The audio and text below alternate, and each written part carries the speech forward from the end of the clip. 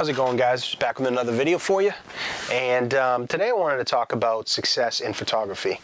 I think it's important that we define exactly what success is for ourselves. And, you know, for me, it was one of the things I thought about pretty early on in my career. I think that it's important for any aspect of life. If you want to do something or accomplish something, you have to have a clear goal and clear outline, clear path to what it is. You know, if you have no path in life, you know, there's like a quote, any road will get you there, basically. You have to know where you're going and know what the standards are for what you want in life. Now, just a couple things. Success in photography today is a lot different than it was even 10 years ago. You know, and there's obviously different types of success. I'm talking about financial success, not getting rich, but actually, you know, living a life that's funded, you know, by your work. That's success to me. I'm not looking to be, I'm not a rich man, I'm not Rockefeller, but, you know, I make money off my photography that allows me to live a comfortable life.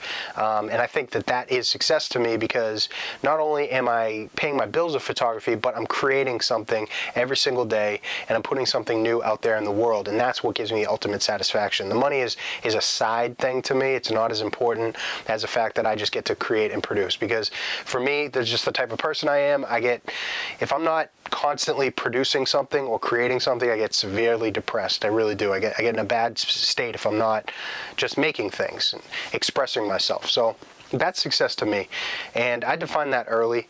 And so I knew that in order for me to be happy, I would have to devote all my resources into getting into a spot, into a place in my life where I could charge for my work enough money to pay my bills.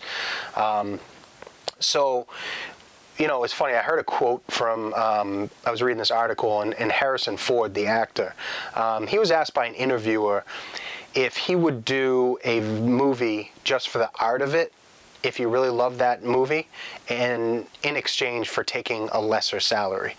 And he answered no, he wouldn't. He would make them go and find the money to pay him his normal salary, his normal rate. And the interviewer was kind of taken back by that and he asked why. And he said, when I first came to Hollywood, I was working for $150 a week. And the one thing that I learned was that nobody respects the person that's working for $150 a week. Nobody. So that kind of struck me because, you know, I think that it's a real truth. You know, some people might be like offended by that or not want to hear it, but I think that's a real truth because, you know, for instance, when I first started doing wedding photography, what I did was I hooked up with a couple local photographers and I just emailed them and I tried to get on site with them as a second shooter just to see if I liked it. Now, I went on site with this one lady and I don't know what her deal was at home. She wanted to be a photographer as well, a wedding photographer, but she was charging $100, I found out. These clients. I was obviously doing this for free just because I wanted the experience and see if I liked it. She was charging $100 to these clients. I went on 2 weddings with her. And I have never seen somebody get treated with such disrespect by these people.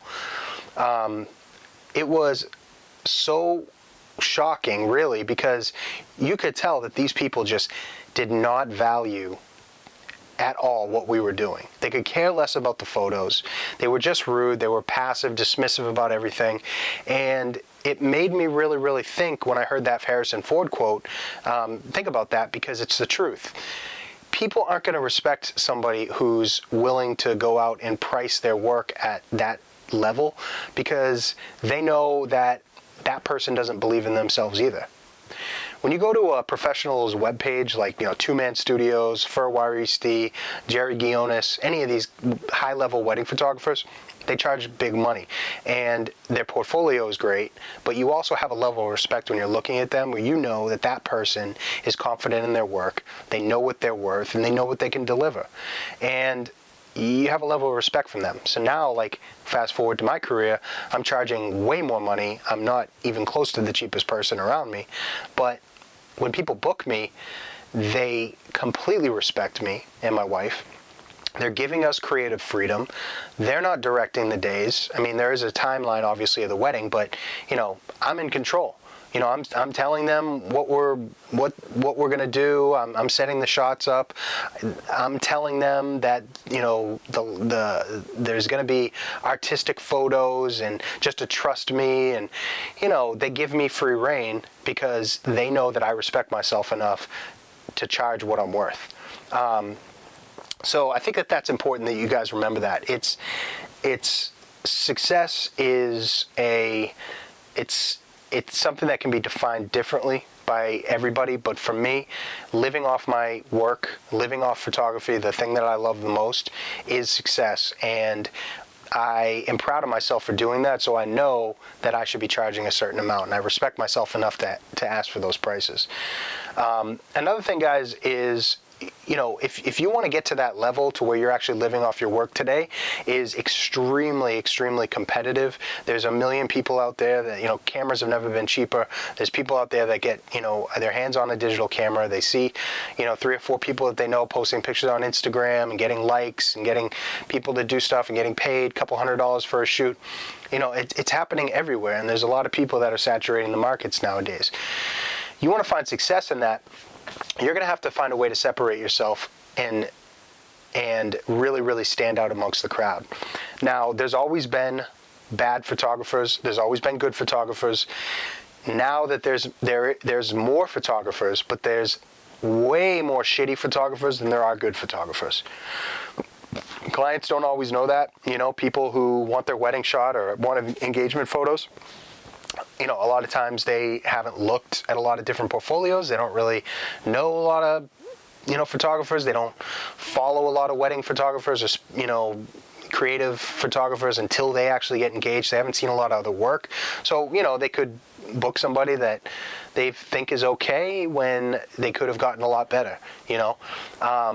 But it's your job to stand out amongst the crowd and create a community of people who talk about you, and when they get married or they get an engagement or they have a friend who's getting married, you're the name that comes up first because they can't find your work anywhere else. That comes from shooting. From shooting all the time. Taking your camera with you wherever you go. Putting everything into this craft. Guys, you have to have a one-track mind. Honestly, if you're going to be successful with any type of art or photography or art in general, the best artists, the best performers, the best in any field have one-track minds. They devote everything to their craft, they put everything into their work, and they filter out everything else. That's really what it's going to take nowadays to stand out. It's perfectly, there's plenty of room for great photographers out there, and the market will never be oversaturated with good photographers. There just won't. You know, we see a lot of good photographers now because we're online and there's a lot of communication, but you know, the truth is there's a lot of people in this world, there's a lot of communities, and there's a lot of, you know, spaced out areas. You can be the best in your area. It's perfectly capable. It's perfectly possible to do that, but it isn't if you're not willing to devote everything into this craft. You really, really have to stand out amongst the rest, and the only way that that's going to happen is for you to get out there and create something different by practicing all the time.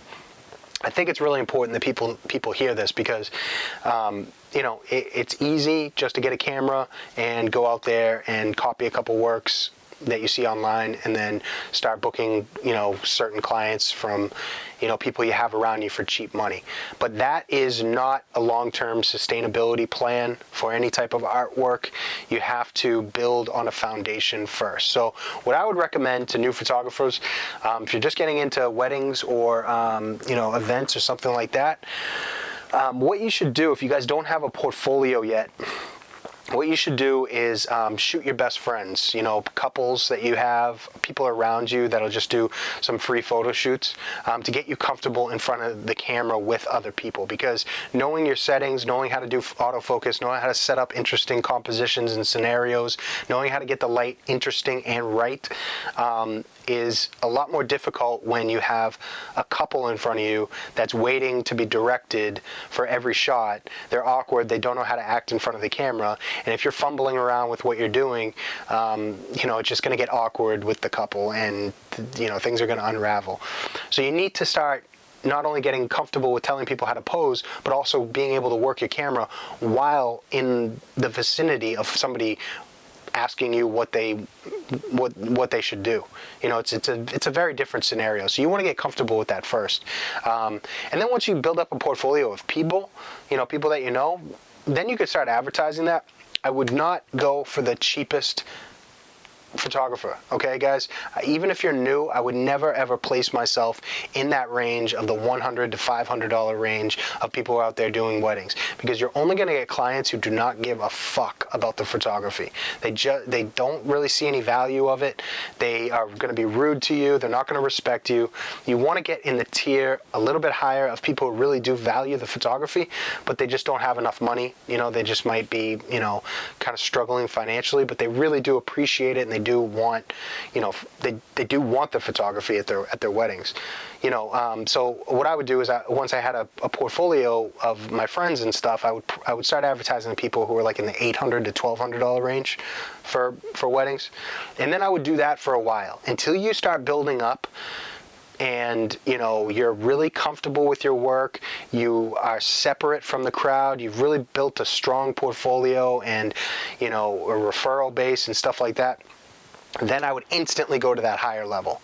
Okay guys, you do not want to be competing on price with a photography business. That is not how to run a creative business, guys.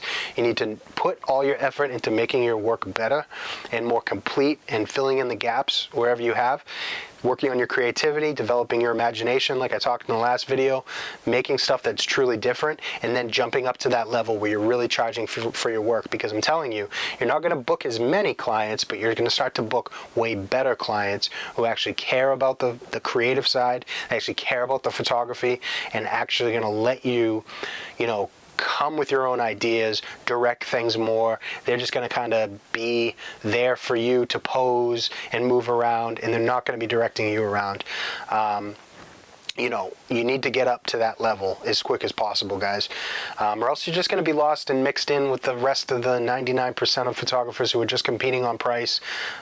Work all kind of looks the same, nothing spectacular about it. Yeah, they can get a photo that's properly exposed and you know, it's in focus, but not much else.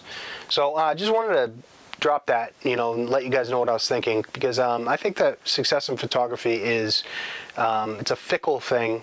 You know, we can think that we're behind the curve in a lot of areas if we haven't really defined what success is to us personally, because this is a personal journey, you know. And once you know that you have the passion for this and this is exactly what you want to do, I think it's very important that we devote as much time and resources into getting better and to getting into that top tier level as possible. So tell me what you guys think about this. Drop in the comments, and any other thing that you guys want me to talk about. Keep giving me ideas for videos. You guys are freaking awesome. Everybody's been really interacting a lot, and I really appreciate it. And yeah, I see that maybe I actually can build some type of photography community here where we can all talk about the art of this stuff and really talk about what it's like to actually be a photographer and out there and doing gigs, and you know, how we come up with creative ideas and how we book clients, and talking about that rather than just, hey, I'm here and you should buy this lens, or you should, you know, use this camera because it's better than this one. And that stuff, to me, I'm not interested in that. I'm interested in the real like meat and potatoes about this. What drives us forward? What's going to make our work better? Where's the essence of what we're doing? Where's it coming from? And why we started doing this in the first place. So yeah, let me know what you guys think. Drop in the comments, and I have another video for you guys soon.